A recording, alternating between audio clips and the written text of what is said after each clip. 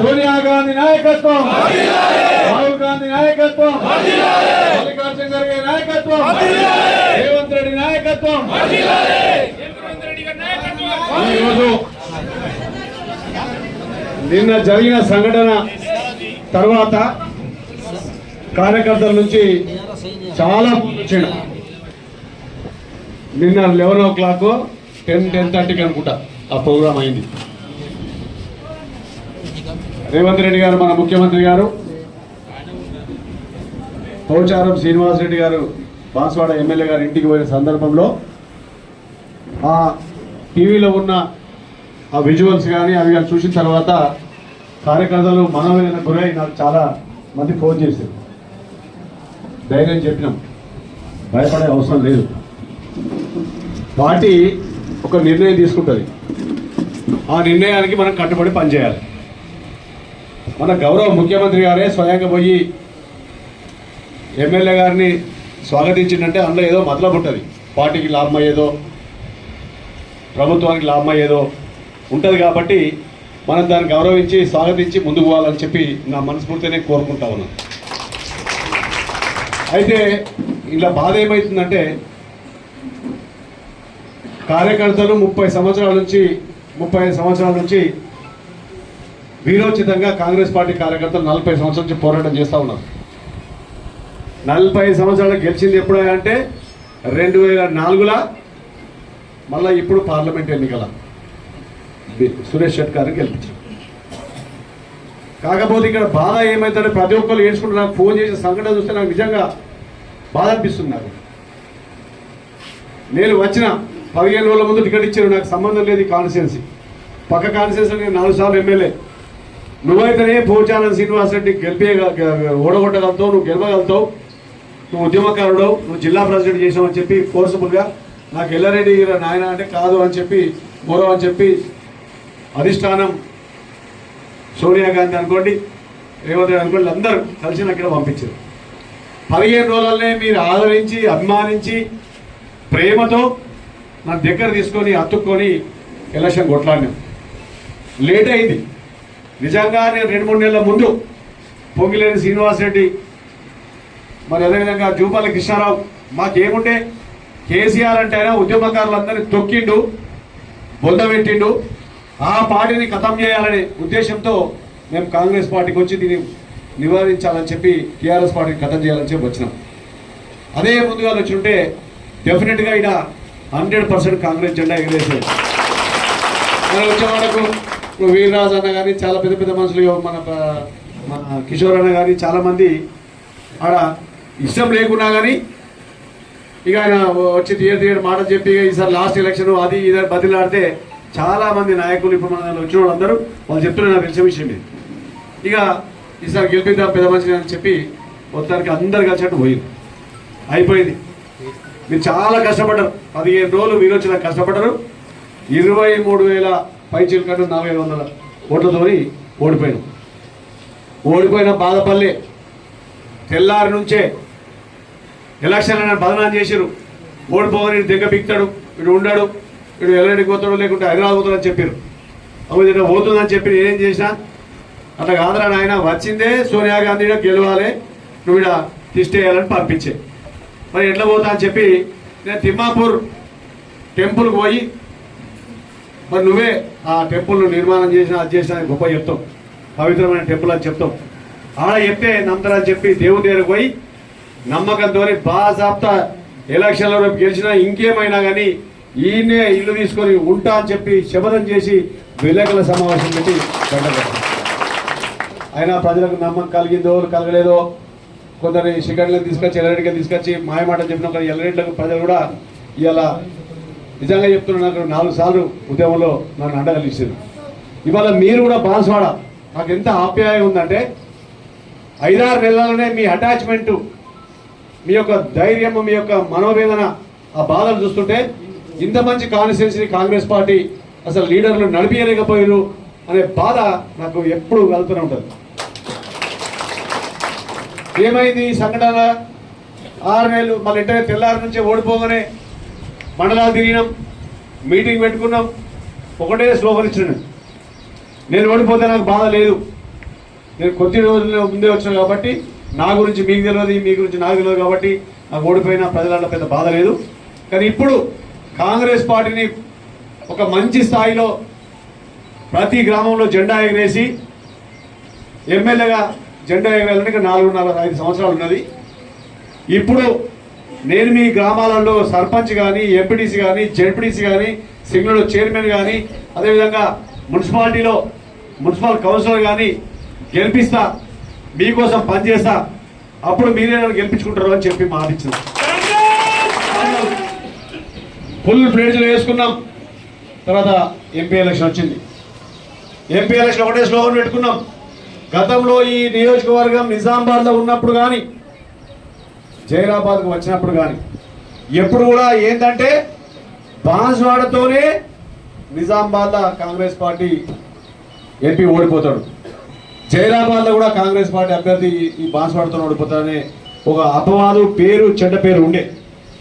కానీ నేను తిరిగి రాయాలి, కార్యకర్తలు గట్టిగా ఉన్నారిడా, వాళ్ళకు ధైర్యం ఇవ్వాలని చెప్పి ఊరూరు తిరిగి ప్రతి బూత్కు 6గురితో కమిటీ వేసి కొందరు విమర్శించారు. అయినా కానీ రిజల్ట్ వచ్చిందో తెలిసింది. నేను వేసిన కమిటీలు ఎట్లా పనిచేసినా ఏమైనా అనేది రిజల్ట్ వచ్చిన తర్వాత ఏ గ్రామంలో 6 కమిటీలు వేస్తే వాళ్ళు సక్రమంగా పనిచేసిన ఊర్లలో బ్రహ్మాండమైన మెజార్టీ వచ్చింది.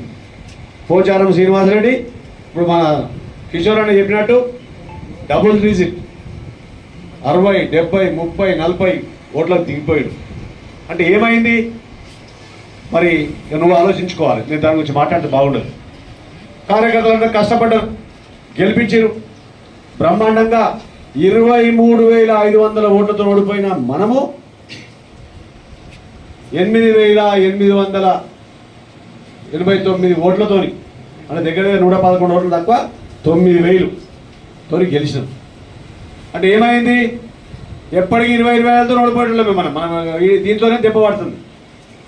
అది కథం పట్టినాం. మళ్ళీ ఇవాళ 9,000 మెజార్టీ ఇచ్చినాం. మొన్నటికి మొన్న 23,000 ప్లస్ ఇది 9,000, 32,000 మనకు తగ్గి అవతల పార్టీ గెలిస్తే మన ఎంపీ గెలిచాడా? గెలవాడు.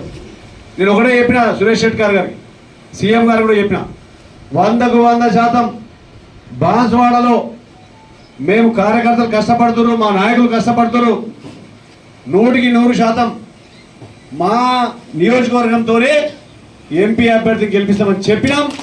ఆ రిజల్ట్ చూపించాం. దురదృష్టవశాత్తు గెలిచిన సందర్భం కూడా సంతోషం చేసుకుందామనే సందర్భంలో తక్కువని మనకు బాగుపడ్డట్టు పడ్డది. కానీ అయినా మీరు భయపడాల్సిన అవసరం లేదు. అధిష్టాన నిర్ణయానికి మనం కట్టుబడి పనిచేయాలి.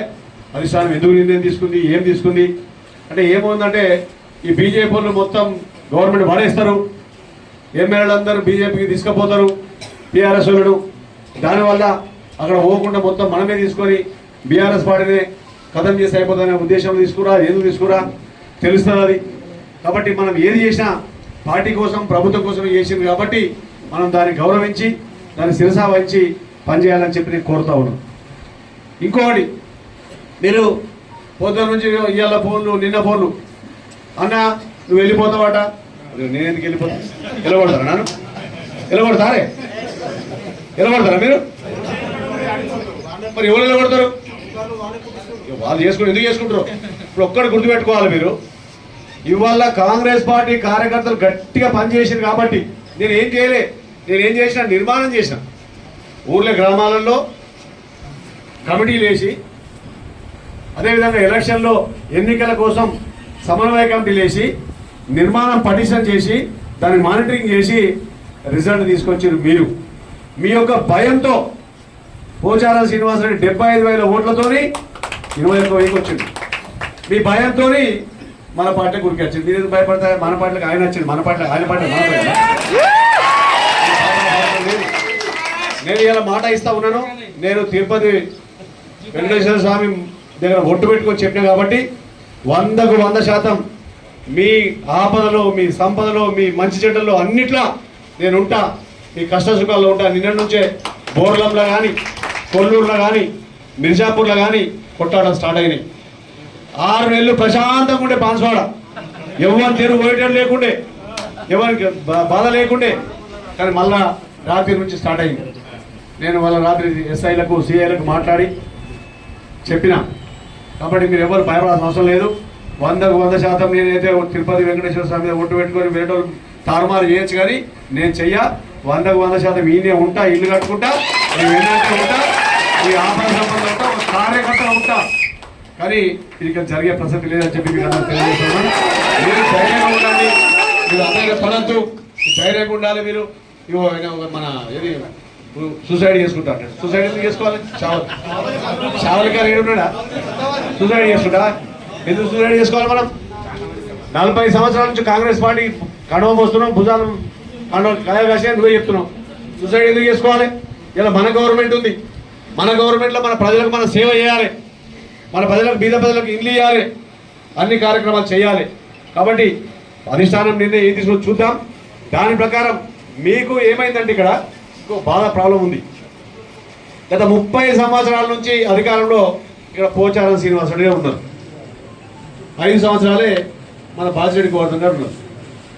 ఏమైంది? ఇక్కడ కేసులు పెట్టి పోలీస్ స్టేషన్లు వేసి జైలుకు పంపించి అరాచకం చేసి అంత దౌర్భాగ్యం చేస్తే అది నిలదొక్కుని మీరు నిలబడ్డారు. మీకు బాధ ఏంటంటే మొన్నటిదాకా కేసులు పెట్టి మనం లోపటేసి అది చేసారు కాబట్టి ఆయన దగ్గర మేము ఎట్లా పోతామనే బాధ ఎక్కువ ఉన్నది, కనబడుతుంది నాకు అన్నమాట. కాబట్టి దాన్ని మీరు ఏం బాధపడలేదు. మీకు 100% మీ వెన్నంటి ఉంటా.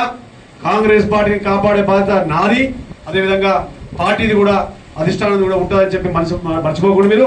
ఎందుకంటే ఆయన వచ్చి మీరు మళ్ళీ కేసులు పెట్టి అది చేసి ఇది చేసి లోపడేస్తారని అనుకోకూడదు. 100% కాంగ్రెస్ పార్టీ నేను మీకు అండగా ఉండి, అధిష్టానం మీకు అండగా ఉండి 100% మిమ్మల్ని అందరూ కాపాడుకునే బాధ్యత నాది. అధిష్టానం మాట మన్నిస్తామంటే శిరస వహిస్తాం ఖచ్చితంగా. దాన్ని బట్టి మనం బాన్స్వాడ కూడా మంచిగా డెవలప్ చేసుకున్నాం. రేవంత్ రెడ్డి ఒకటే చెప్పిన ఎలక్షన్లో కూడా మనం బాన్స్వాడ మెజార్టీ ఇద్దాం, ఎంపీని గెలిపిద్దాం, అవసరమైతే రేవంత్ రెడ్డి కాలు పట్టుకొని కూడా డెవలప్మెంట్ చేద్దామని చెప్పి మీకు యాదుకుందాం చెప్పిన. కాబట్టి అదే రకంగా